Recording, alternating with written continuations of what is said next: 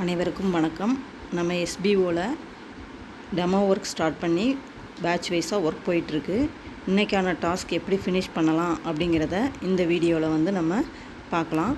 உங்களோட ஐடியை first login பண்ணிக்கோங்க. பண்ணிவிட்டு அதில் டுடே டாஸ்க்கை டச் பண்ணிங்கன்னா இந்த மாதிரி ஸ்டெப் வைஸாக என்ன பண்ணணும் அப்படிங்கிறத கொடுத்துருக்குறாங்க.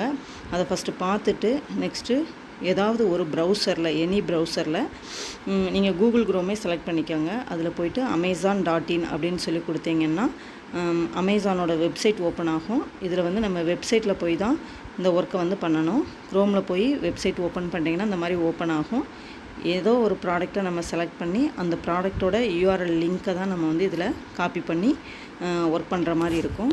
நீங்கள் ஏதாவது ஒரு ப்ராடக்ட் செலக்ட் பண்ணிக்கோங்க. நான் இதில் மொபைல் செலக்ட் பண்ணியிருக்கேன்.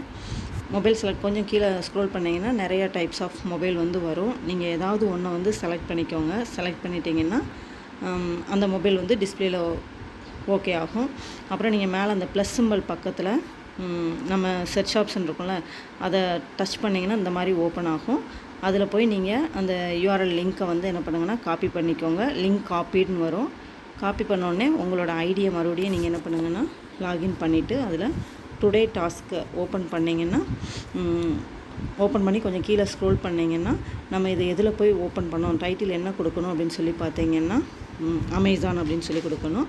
சூஸ் டைப் நம்ம இது வெப்சைட்டில் போய் தான் ஒர்க் பண்ணோம். அதனால் சூஸ் டைப்பில் போய் வெப்சைட் அப்படின்னு சொல்லி கொடுக்கணும்.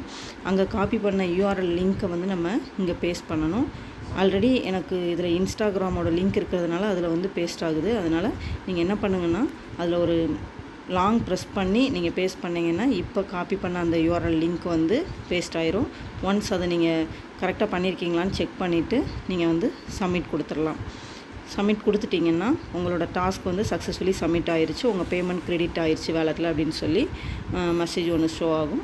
அப்புறம் நீங்கள் என்ன பண்ணுங்கன்னா டேஷ்போர்டில் போயிட்டு உங்களோட அமௌண்ட் கிரெடிட் ஆகிருக்கா அப்படின்னு சொல்லி ஒன்ஸ் செக் பண்ணி பார்த்துக்கோங்க.